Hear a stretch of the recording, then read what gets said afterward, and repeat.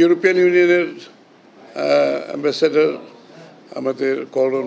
Chief secretary জেনারেলের উপর colon করেছে এবং কলনের বিষয়ে আপনারা বুঝতে পারছেন সবাই নির্বাচনকে সামনে রেখে আমাদের প্রস্তুতি নির্বাচনের প্রস্তুতি এবং নির্বাচনের বর্তমান প্রেক্ষাপটে আমরা কিভাবে এগোচ্ছি আমাদের মনোনয়ন নিয়ে আমরা যে মনোনয়ন দিয়েছি এর পরিপ্রেক্ষিতে বাংলাদেশে একটা নির্বাচনী হাওয়া বইছে এবং জনগণ নির্বাচনের পক্ষে তারা এখন কাজ করছে সবাই প্রতিটি এলাকায় নির্বাচনী একটা হাওয়া বয়ে যাচ্ছে এটা আলোচনা হয়েছে এবং প্রায় প্রত্যেকটি দলই তো নির্বাচনের জন্য কাজ করছে এই বিষয়গুলো আলাপ হয়েছে আর আমাদের বিভিন্ন কর্মসূচি নির্বাচনে আগামী দিনে কী হতে পারে তাদের পক্ষ থেকে তারা ইলেকশন কমিশনকে একটা বড় সাপোর্ট দিচ্ছে সেটা তো আপনারা জানেন তারপরে তাদের অবজারভার পাঠাবে এবং সিভিল সোসাইটির সাথেও তারা কাজ করছে এগুলো আলাপ হয়েছে আর আগামী নির্বাচনে আমাদের প্রস্তুতি বিএনপির প্রস্তুতি মনোনয়ন এগুলো আলাপ হয়েছে এই তো মূলত নির্বাচন কেন্দ্রিক আলোচনা আর কি ওইটা তারা তো সহযোগিতা করছে তারা তো নির্বাচন কমিশনকে সাপোর্ট দিচ্ছে ফাইন্যান্সিয়াল সাপোর্ট দিচ্ছে সিভিল সোসাইটির সাথে কাজ করছে দলগুলোর সাথেও কথাবার্তা বলছে এবং তাদের এখানে আসবে অবজারভার আসবে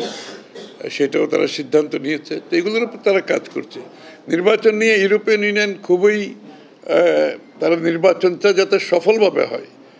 তারা সেদিকে বেশি মনোযোগী এই মুহূর্তে তাদের মনোযোগটা হচ্ছে নির্বাচনকে সুষ্ঠুভাবে সম্পন্ন করা যেহেতু তাদের একটা বড় ইনভলভমেন্ট এই নির্বাচনে আছে তারা চায় এই নির্বাচনটা সুষ্ঠুভাবে সমাধান হোক এবং দেশে গণতান্ত্রিক অর্ডারটা ফিরে আসুক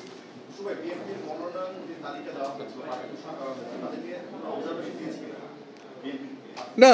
আমরা বলেছি আর এবং এই 227টা সিট দেওয়ার পরে অনেকটা আমি বলবো গ্রহণযোগ্য সকলের কাছে হয়েছে এবং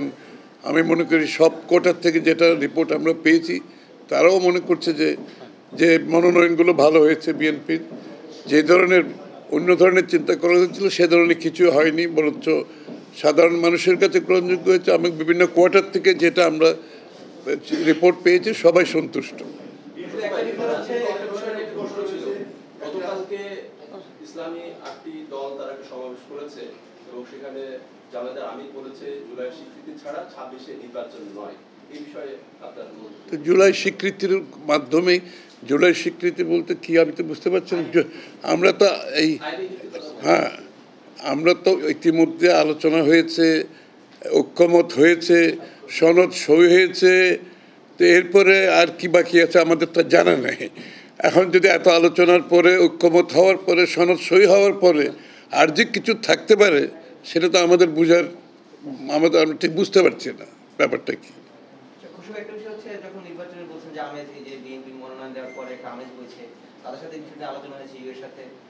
আমরা সাম্প্রতিক সময় কয়েকদিন ধরে একটু রাজনৈতিক অস্থিরতা দেখতে পাচ্ছি সহিংস ঘটনা দেখতে পাচ্ছি এটা নিয়ে তারা কোনো কনসার্ন দিয়েছে বা নোট করেছে কিনা না কনসার্ন ওই ক্ষেত্রে তো সবারই কনসার্ন থাকবে আইন শৃঙ্খলা একটা বিষয় এটা সবসময়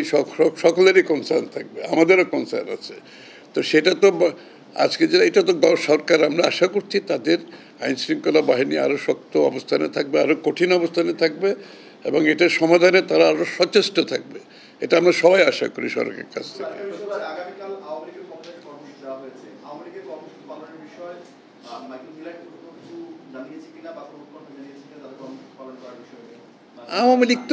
আওয়ামী লীগ তো নির্বাচনের রেসেও নাই দেশেও নাই আওয়ামী লীগ নেত্রীও নাই সুতরাং এটা আলোচনার কোনো বিষয় হতে পারে আমরা মনে করি না আর এরকম সন্ত্রাসী কর্মকাণ্ড তো যে কেউ আওয়ামী লীগ কেন যে কেউ করতে পারে তো সন্ত্রাসী কর্মকাণ্ড তো এটার থেকে যদি আপনি সুরক্ষা চান তাহলে আইন শৃঙ্খলা বাহিনীকে তাদের দায়িত্ব পালন করতে হবে সঠিকভাবে থ্যাংক ইউ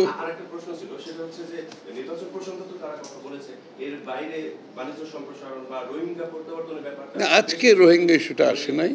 আর বাণিজ্য সম্প্রসারণ ইত্যাদি তো আমরা বিগত দিনে বহুবার আলোচনা হয়েছে ইউরোপিয়ান ইউনিয়নের সাথে এটা আজকে আলোচনা হয় নাই আজকে আলোচনা হয় নাই। গেল কয়েকদিন ধরে যে সহিংসতা হচ্ছে আমরা দেখেছি যে এর আগেও এই ধরনের সহিংসতা হয়েছে, মানে নির্বাচন হয়ে গেছে 10-15 বছর আগে। সেখানে আওয়ামী লীগের পক্ষ থেকে নানা ধরনের অভিযোগ বিএনপি বা জামাত তারাই করেছে। তো এই জিনিসটাকে আপনারা কিভাবে দেখছেন? এখন তো বিএনপিও বিরোধী করে নাই বা আওয়ামী লীগও বিরোধী করে, জামাতের বিরোধী করে। এই ঘটনাগুলো আসলে কারা ঘটাচ্ছে সেই জায়গায় আপনাদের কোনো কনসার্ন আছে? না, আমি তো বলছি এরকম সন্ত্রাসী কর্মকাণ্ড যারা নির্বাচনী রেসের মধ্যে নাই, যারা দেশেই নাই, সুতরাং যাদের কর্মকাণ্ড স্থগিত আছে, এরকম ওরা এখন সন্ত্রাসী কর্মকাণ্ড তো অনেকেই করতে পারে। এইগুলো সরকারের দায়িত্ব, সরকার পালন করবে। কারা করছে সরকারকে, তাদের তাদের গোয়েন্দা সংস্থা আছে, তাদের আইন শৃঙ্খলা বাহিনী আছে। আমরা আশা করছি সরকার আরও বেশি সচেষ্ট থাকবে, আরও ভালোভাবে এটার মোকাবেলা করতে হবে। তার মাধ্যমেই আমরা নির্বাচনের দিকে যাব। আর এইগুলো নির্বাচনের আগে কেউ সন্ত্রাসী কর্মকাণ্ডের মাধ্যমে নির্বাচনকে বাধাগ্রস্ত করতে পারবে সেটা বিশ্বাস করার কোনো কারণ নেই। বাংলাদেশের মানুষ অনেক সজাগ, তারা নির্বাচনের অপেক্ষায় আছে। তারা আজকে সমস্ত বাংলাদেশের 300 আসনে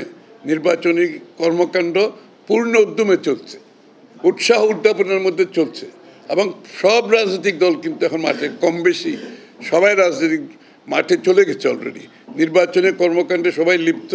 এবং ভালোভাবে নির্বাচনের কর্মকাণ্ড প্রতিটি এলাকায় কর্মকাণ্ড এখন এগিয়ে যাচ্ছে।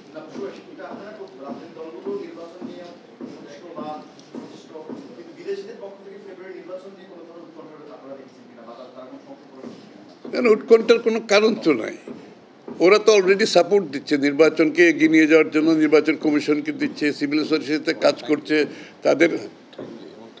হ্যাঁ, এবং সময় মতো করার জন্য তো তারা কাজ করছে। এখানে তারা তো আইন শৃঙ্খলা বাহিনী সম্বন্ধে যেটা আমি বলছি, এই উৎকণ্ঠা তো সবারই থাকে সব সময়। আর নির্বাচন আসলে সবসময় হয়। আর যারা সন্ত্রাসী কর্মকাণ্ড এটাকে দমন করার জন্য সরকার, আমি মনে করি আইন শৃঙ্খলা বাহিনী তাদের ব্যবস্থা নেবে।